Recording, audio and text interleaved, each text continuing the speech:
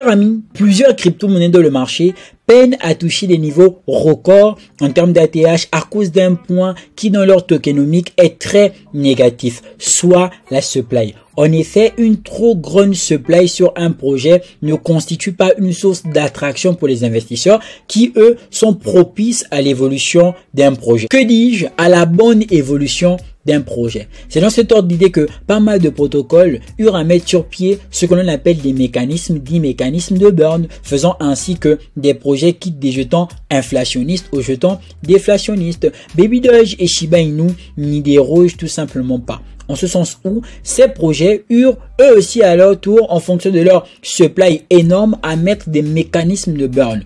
Pour le cas du Shiba Inu, on a ce que l'on appelle le SHIB burn. En effet, c'est un portail de gravure. Et pour le cas de Baby Dogecoin, contrairement à Shiba Inu, n'a pas mis sur pied un portail de gravure, mais plutôt une taxe de gravure. La question qui se pose est-ce que ces différents mécanismes de burn sur ces projets de façon respective constituent aujourd'hui support sur lesquels on peut s'appuyer pour prétendre que ceci toucherait le niveau significatif de $1 chez plusieurs investisseurs, qui permettrait tout simplement que ceux-ci voient leur fortune s'accroître vu qu'étant adeptes de ces différents projets-là. Et donc, cette vidéo vise tout simplement à regarder ensemble de façon objective quelle serait la portée des différents mécanismes de burn relatifs à ces projets qui sont très aimés de façon générale par la grosse communauté crypto. Je vous prie donc de bien vouloir regarder cette vidéo avec un œil objectif jusqu'à la fin et surtout par la même occasion de ne pas oublier de mentionner vos appréhensions dans la barre de commentaires en respectant les normes.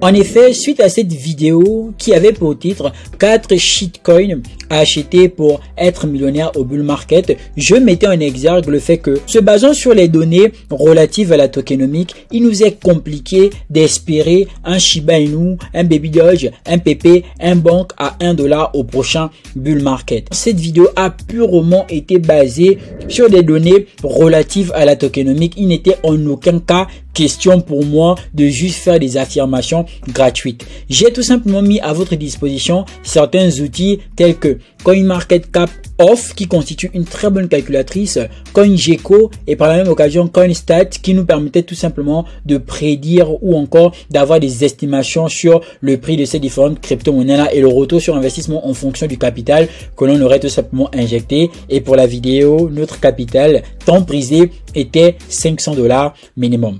Pas mal de personnes eurent à répondre. J'ai beaucoup aimé la réaction communautaire, de voir une très belle interaction communautaire. Ça a permis d'ailleurs à ce que YouTube puisse mettre la vidéo en avant. Je vous remercie pour cela. Et par la même occasion, il y a certains commentaires qui ont attiré mon attention et je me suis dit oui, c'est vrai que dans la vidéo, j'ai eu à omettre des points très intéressants qui ne devaient pas être omis. Par exemple, les points relatifs aux différents mécanismes de burn, comme plusieurs personnes ont pu le mentionner ici dans la vidéo. Par exemple, monsieur Rafiou Moussa qui a dit n'oubliez pas aussi les brûlures. Car à côté de cela, certains adeptes de Baby Dogecoin sont venus dire beaucoup ont prédit que le Bitcoin ne va jamais atteindre $1. À quel moment fait-on la comparaison entre Baby Dogecoin et le Bitcoin? On va mettre ça sur un petit moment de folie. Donc je me suis dit, dans cette vidéo, il est important que l'on se base enfin sur ces 10 protocoles de burn et voir ce que ça pourrait représenter. Est-ce que ce serait tant significatif? C'est important de se poser cette question quand on voit à quel point pas mal de personnes y investissent sans nécessairement comprendre, en se disant oui, bon, ils ont un système de burn, ça veut dire que le projet va aller loin.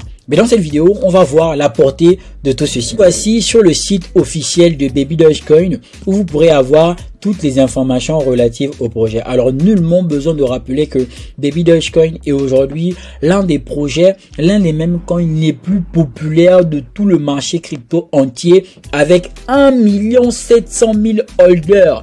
C'est tout simplement énormissime et c'est un projet qui a été listé sur plusieurs bourses: UOB, KuCoin, Hotbit, CoinCodex, P2B, Bswap et j'en passe. La liste est tellement exhaustive. En termes de popularité, Baby Dogecoin n'a rien à envier à quiconque projet que ce soit, même pas à Shiba Inu ou encore à Bitcoin. Ensuite, on va venir sur le niveau tokenomique puisque c'est ce qui va tout simplement nous intéresser. L'offre totale de Baby Dogecoin est de 420 quadrillions. C'est tout simplement énormissime. Et donc, il fallait créer un système de burn. C'est ainsi qu'avant de créer la taxe relative aux 10%, lors du lancement de projet, pour les personnes qui n'étaient pas là, je vais vous faire un petit résumé. L'équipe avait la consuétude de burn chaque mois une certaine quantité. Ça sous-entendait que le mois, on pouvait burn 2 quadrillions, on pouvait burn 1 quadrillion. Mais on s'est rendu compte que sur ces 420 quadrillions, si on se mettait à burn 1 quadrillion, 2 quadrillions, ça représentait à peu près 5 millions de dollars, 1 million de dollars, ça nous prendrait énormément de temps pour que l'impact de ce burn manuel, car c'était pas un burn automatique, c'était un burn manuel, pour que ce burn manuel puisse être assez impactant, ça nous aurait pris combien de temps? Tout en sachant que l'année ne possède que 12 mois, et 12 mois, on va se mettre à burn 2 quadrillions, 4 quadrillions, 5 quadrillions au trop. Combien de temps nous faudrait-il attendre? Combien d'années? Combien de décennies nous faudrait-il attendre pour que le jeton puisse sérieusement prendre de la valeur? C'est ainsi que l'équipe va faire un vote communautaire en disant, ok, ce qui va se passer, c'est que l'on va décider de créer ce qu'on appelle une taxe burn. Ainsi, lorsque vous allez acheter du Baby Dogecoin, on vous dira que votre achat sera prélevé de 10% en termes de taxes. Où vont ces 10%? Que fait-on de ces 10%? Bien évidemment, plusieurs personnes ne se posent pas ce genre de questions. Ici, on vous met que la taxe d'achat et de vente sur DEX, mais ce n'est pas seulement sur DEX, croyez-moi, même sur CEX est de 10%. Et donc, bien évidemment, on vous dira qu'il y a 0% de frais sur Ethereum. Ainsi, lorsque l'on va tout simplement acheter nos Baby Dogecoin, on va nous prélever 10% sur la quantité que l'on vient acheter. Maintenant, que faire de ces 10%? Qu'est-ce que l'équipe fait concrètement de ces 10% là? Ce que l'équipe fait de ces 10% est aussi expliqué sur le site internet. En effet, ici on a 5% de chaque transaction ajoutée à LP, utilisé pour alimenter le projet et gravé. 5 autres % de chaque transaction distribuée aux porteurs. On aura 5% pour les porteurs de projets et les autres 5%, ça va tout simplement être mis à la disposition de projets pour faire en sorte qu'il y ait des burns, les burns que vous pourrez voir ici et là et que justement on va check dans cette vidéo. À ce niveau, si 5% des brûlures partent chez l'équipe de projet et 5 autres % sur le projet en lui-même en ce qui concerne le développement et les brûlures, ça sous-entend que actuellement le projet en termes de viabilité, en termes d'impact sur les brûlures dépendra uniquement de l'interaction communautaire. Moins il y a de transactions au sein de la communauté, moins on aura des taxes à prélever, moins on aura de liquidité pour faire en sorte que le projet puisse évoluer. Mais je suis sûr qu'il y a plusieurs personnes qui jusqu'ici ne savent pas en réalité que c'est comme ça que ça se passe. Voici pourquoi je prends le temps pour bien l'expliquer dans cette vidéo. Il faut comprendre que la viabilité de Baby Dogecoin n'est surtout pas relative à un apport en plus dans le monde de la blockchain et de la crypto, mais uniquement en fonction de la communauté. Souvenez-vous comment est-ce que le Baby Dogecoin a eu à être connu, a eu à prendre de la valeur. C'était tout simplement 1er juillet suite à un tweet de Elon Musk en 2021. Il avait publié Baby Doge et c'est comme ça que plusieurs personnes avaient tout simplement connu le Baby Dogecoin. Tout part d'un tweet de Elon Musk. Donc, il n'y avait rien derrière, tout comme aujourd'hui, il n'y a pas réellement quelque chose de solide derrière. C'est tout simplement de l'interaction communautaire. Donc, c'est quelque chose qu'il faut comprendre. Et donc, quand on a compris ça, on comprend que la communauté est indispensable et nécessaire pour l'évolution du projet. Après, c'est vrai qu'à côté, il y a pas mal d'initiatives qui ont été effectuées. Le Baby Doge Swap, le Baby Doge dans le métavers, le Baby Doge NFT et tout ce que vous pouvez imaginer. Tout ceci a été tout simplement dans le but de s'adapter à l'évolution du marché crypto. Ce n'est pas pour autant qu'il y aurait une grosse portée qui sera tout simplement significative. Donc lorsqu'on va arriver sur le Baby Doge Swap, vous allez voir qu'en termes de TVL, il n'y a que 3 millions. Les échanges au cours des dernières 24 heures, 352 échanges, porte-monnaie de Baby Doge tout le temps. Donc les détenteurs qui justement ont du Baby Dogecoin, c'est comme je vous disais, on est à 1 788 793. Donc en termes de communauté, on sait déjà qu'il y a une très grosse communauté. Mais il est aussi important que derrière, il y ait interaction encore en fonction du jeton. Et n'oubliez pas que pas mal de personnes ont adopté Baby Dogecoin. C'était pour devenir millionnaire en fin 2022.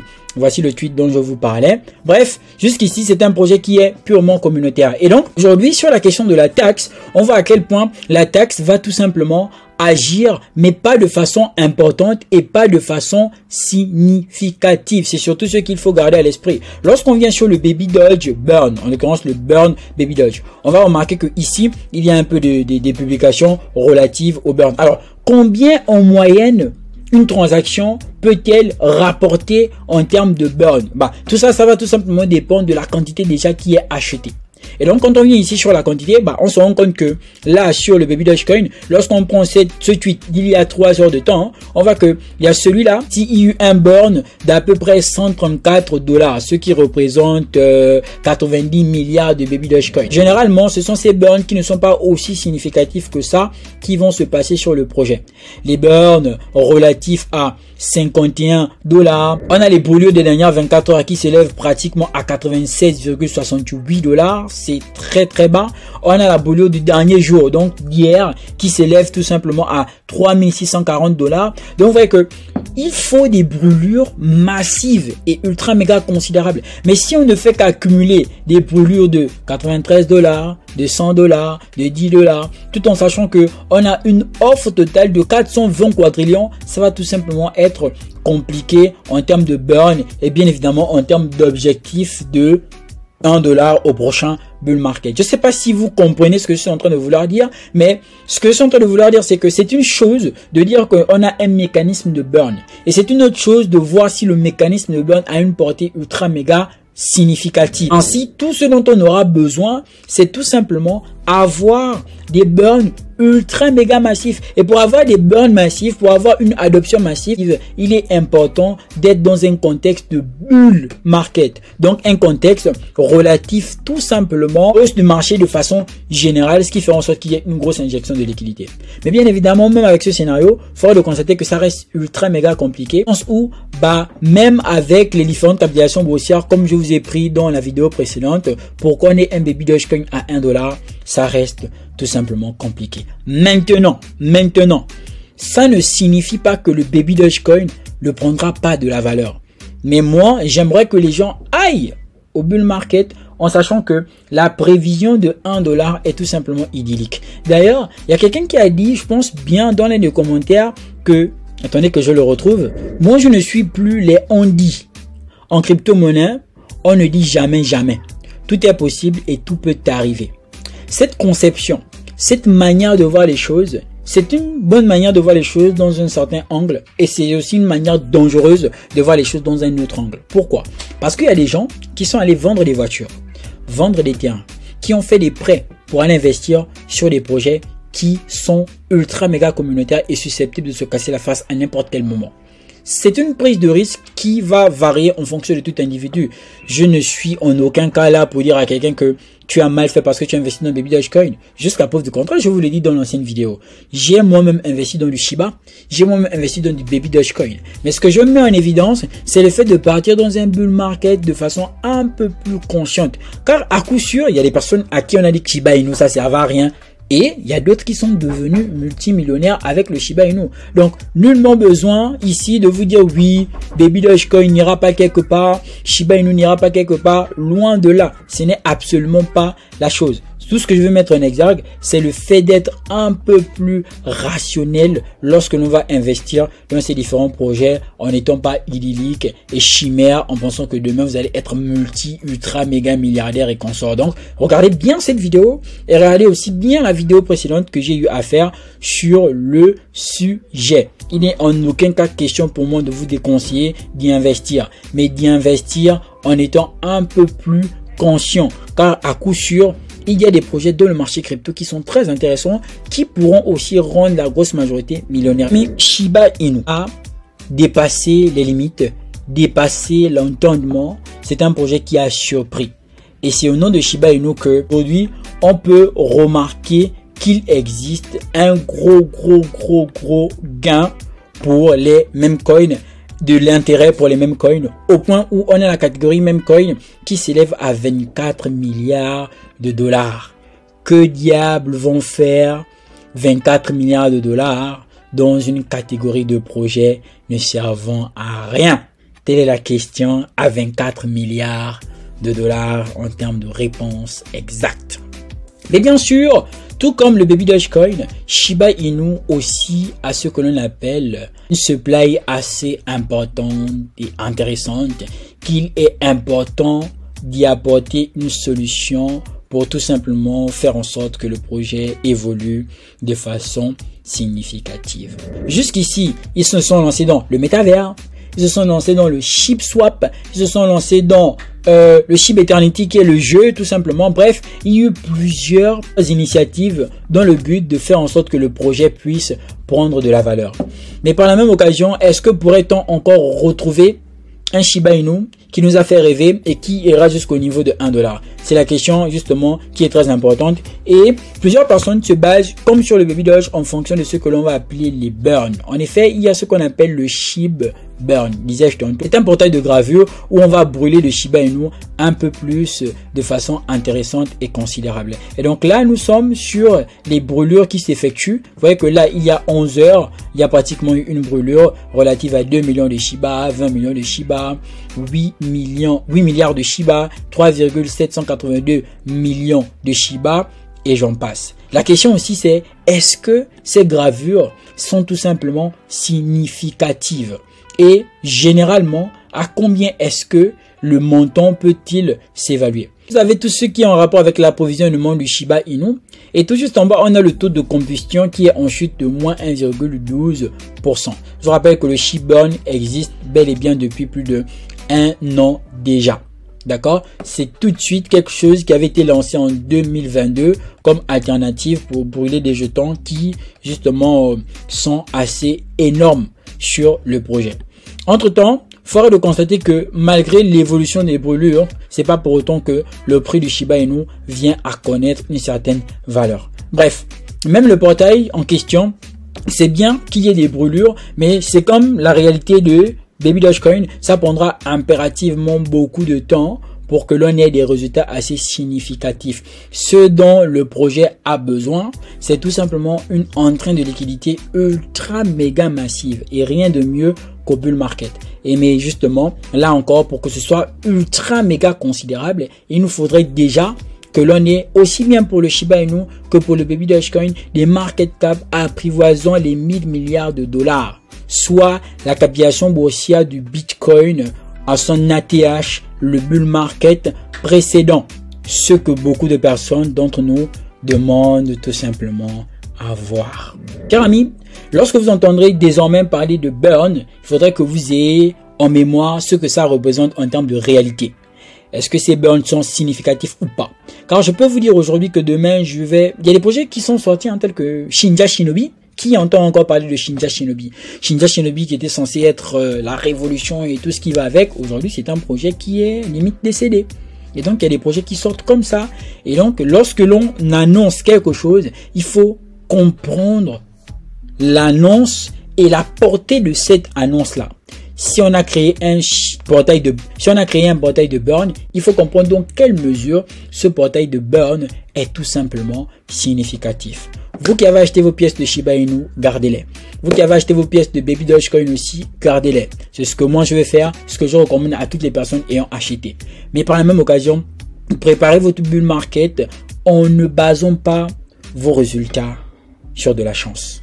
Chers amis, c'est toujours un réel plaisir. N'oubliez surtout pas de liker, commenter et partager. N'oubliez surtout pas de rejoindre le canal privé Telegram WizCrypto dans lequel on partage des projets, des crypto-monnaies assez importantes et considérables. C'est toujours un réel plaisir. L'adhésion est à 10 $. Il vous suffit de cliquer sur le lien en bas de la description. D'ici là, portez-vous bien. Peace out.